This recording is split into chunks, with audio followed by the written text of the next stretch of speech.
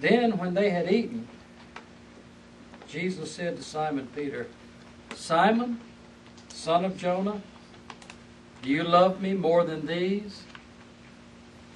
Now he's asking them, do you love me more than these love me? Because that's what Peter always thought of himself. He deserved to be vice president. When they argued about who was the greatest, Peter, you know, was right in the middle of it. So now, after he's cursed and swore he didn't even know Jesus, he's asking him, do you love me more than these do? He said to him, yes, Lord, you know I'm your friend.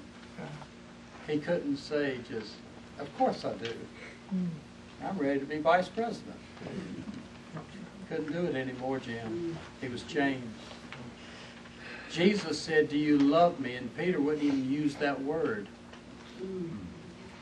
He used the word that means love as a friend. Jesus was using love like holy love.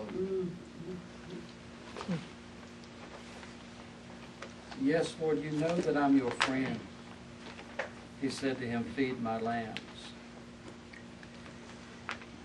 Again, he said to him a second time. I imagine after they ate a little bit, he talked to the disciples some. Simon, son of Jonah, do you love me? He said to him, yes, Lord, you know that I'm your friend. He said to him, tend my sheep. The third time he said to him, he changed the word. He didn't use that word for love anymore. He used the word Peter used for friendship, love. Simon, son of Jonah, are you my friend? Peter was grieved because the third time he said to him, are you my friend? That he was grieved that Jesus would question that. At least he knew he was his friend. And he said to him, Lord, you know all things. You know that I'm your friend. Jesus said to him, feed my sheep. Truly, truly, I tell you, when you were young, you dressed yourself and went where you wanted. But when you grow old, you'll stretch out your hands, and another will dress you and will carry you where you don't want to go. He said this indicating by what kind of death he would glorify God. And after he said this, he told him, follow me. Then when Peter turned around, Jesus was walking off from the camp from the breakfast, telling Peter, come follow me.